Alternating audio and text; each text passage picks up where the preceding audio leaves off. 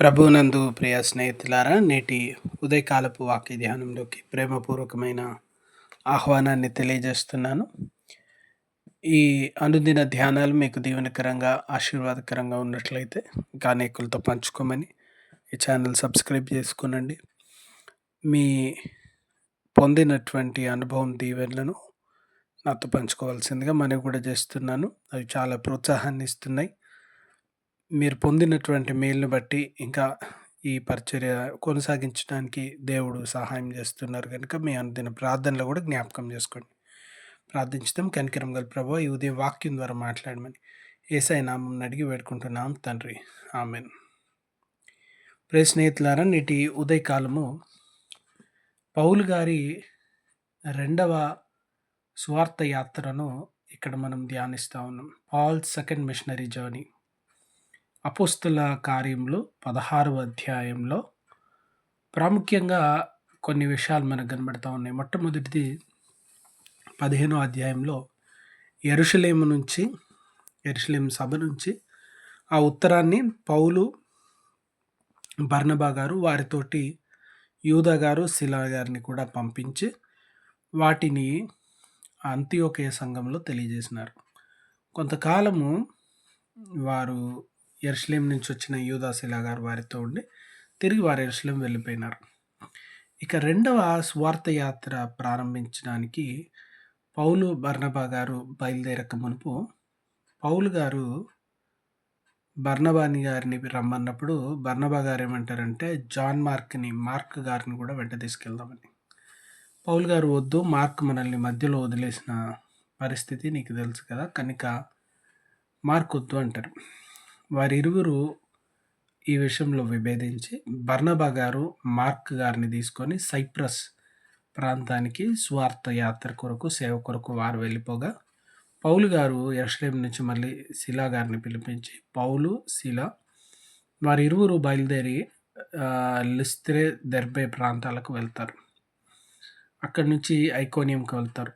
గతంలో 14వ అధ్యాయంలో చూసినాం. ఇక్కడే వారు స్వస్థపరచగా వారు దేవుళ్ళు అనుకొని బలివ్వడానికి వాళ్ళు వచ్చినారు. వచ్చి ఆ ఊరి వాళ్ళు పౌలు, బర్నబా గారు వద్దు అన్నందుకు వాళ్ళని, పౌలు గారిని రాళ్లతో కొట్టినారు. ఈ అనుభవాలన్నీ ఇక్కడే జరిగినాయి. అయితే ఇప్పుడు వీరిరువురికి ఇక్కడ తిమోతి అనేటువంటి యవనస్తుడు పరిచయమై పౌలు గారి పరిచర్యలో ఉండడానికి పౌలు గారు ఆహ్వానిస్తే తిమోతి గారు కూడా ఈ పరిచర్యలో వారితో కలిసి ముందుకు సాగిపోతూ ఉన్నారు. వీరు ముగ్గురు కలిసి మీరు మ్యాప్లో చూస్తే దెర్బే నుంచి లిస్త్రాకు, లిస్త్రా నుంచి ఐకోనియంకు, ఐకోనియం నుంచి ఇంకా ముందుకు సాగుతూ ఉన్నారు. ఇలా సాగుతూ వారు ముందుకు వెళ్తుండగా వారు తూర్పు ప్రాంతంలో, ఇది మిడిల్ ఏషియా. ఈ మిడిల్ ఏషియాలో ఇది తూర్పు ప్రాంతం, అంటే భూమిని తూర్పు పడమరగా ఎంచుకుంటే ఈ ప్రాంతంలో వారు సేవ చేస్తూ ఉన్నారు. వారు ఐకోనియం నుండి దాటి ఇంకా ముందుకు వెళ్తూ ఆసియా ప్రాంతంలో సేవ చేయాలనుకుంటా ఉన్నారు. వారు మిస్రాకు వెళ్తున్నారు. దేవుడు అక్కడ వాక్యం చెప్పకు ఆగొన్నారు. త్రోవాకి వెళ్ళారు. వద్దు అని ప్రభు అన్నాడు. సరే, మరి నేను బితీనియాకి, అంటే నేటి కాలపు టర్కీ ప్రాంతానికి వెళ్ళాలి అని అనుకుంటా ఉన్నాడు. దేవుడు వద్దు అంటా ఉన్నాడు.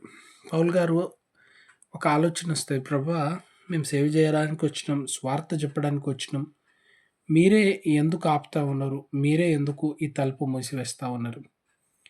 మన జీవితంలో ఇటువంటి సందర్భాలు వస్తూ ఉంటాయి. ప్రభు ఎందుకు మనం దేవుని పని చేయాలి, దేవుని కార్యములు చేయాలి, మంచి పని చేయాలి, ఇవి చేయాలనుకున్నప్పుడు దేవుడే ఎందుకు ఆపుతూ ఉండనుకుంటాం. కానీ దేవుడు ఆపడంలో ఒక బలమైన ఉద్దేశం ఉంది. ప్రభు చిత్తము, ప్రభు సంకల్పం, ప్రభు కార్యములు చేయాలంటే ఆయన చెప్పినట్టుగా చేయాలి, మనం అనుకున్నట్టుగా కాదు. God is redirecting. దేవుడు ఇంకొక ఉద్దేశం, ఇంకో తలంపు కలిగి ఉన్నాడు. అదేంటో గ్రహించడానికి నేర్చుకోవాలి. దేవుడు ఏ వైపు నడిపిస్తూ ఉన్నాడు, ఏం చేయాలనుకుంటా ఉన్నాడు, దాన్ని తెలుసుకొనగలగాలి. కనుక ఆ రాత్రి పడుకున్నప్పుడు పౌలు గారికి దర్శనం కనబడుతుంది. ఒక కాలలో మాసిదోనియా వ్యక్తి వచ్చి పౌలు గారితో, అయ్యా మా దగ్గరకు వచ్చి స్వార్థ చెప్పండి అన్నారు. ఈ ఉదయం అయిపోయేసరికి పౌలు గారికి బాగా స్పష్టంగా అర్థమైంది, ఇది దేవుని పిలిపే, దేవుని ఉద్దేశం, దేవుని చిత్తం. కనుక వెంటనే వెళ్ళాలని వెంటనే పౌలు గారు బయలుదేరి మాసిదోనియా ప్రాంతానికి వెళ్ళినారు.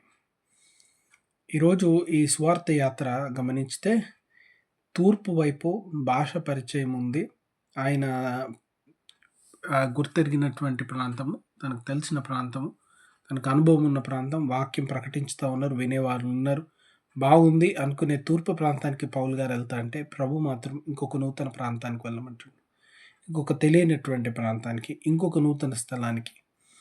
మన జీవితాల్లో చాలాసార్లు అనుకుంటాం, ప్రభువా ఇది బాగుంది, ఇట్లా చేస్తే బాగుంటది అనుకుంటాం. కానీ దేవుని ఉద్దేశం మనం తెలుసుకోవాలి.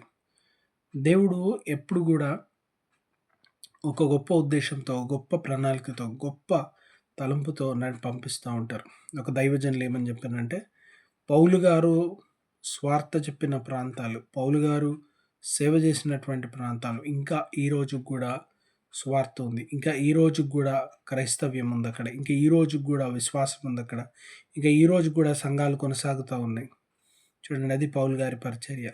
ఆయన పగలు, రాత్రి శ్రమించి, ప్రాణము తెగించి, శ్రమలు, నిందలు, కష్టాలు, అవమానాలు అన్నీ భరించి జరిగించిన ఆ స్వార్థ పరిచర్య ఎంత గొప్పగా ఉందో. కనుక ప్రభు తలంపు, ప్రభు చిత్తాన్ని గ్రహించి ముందుకు సాగడం చాలా ప్రాముఖ్యమైనటువంటిది. ప్రభు ఒకసారి మనమున్న కంఫర్ట్ జోన్‌ని గూడా కదిలించి వేస్తాడు. ప్రభు మళ్ళీ ఏంటిది అనిపిస్తది. ఎందుకు ప్రభువా ఇలా అనిపిస్తది? కానీ దేవుని ఉద్దేశాన్ని గ్రహించాలి. దేవుని చిత్తానికి ఒప్పుకోవాలి. దేవుని నడిపింపుకు లోబడాలి. అప్పుడు మన జీవితంలో ప్రభు ప్రణాళికను, ఆయన నడిపించే విధానాన్ని, ఆయన సహాయాన్ని చూడగలుగుతాం. కనుక ఆ కృపా దీవెనలు దేవుడు మనకు దయచేయును గాక. Amen. God bless you all.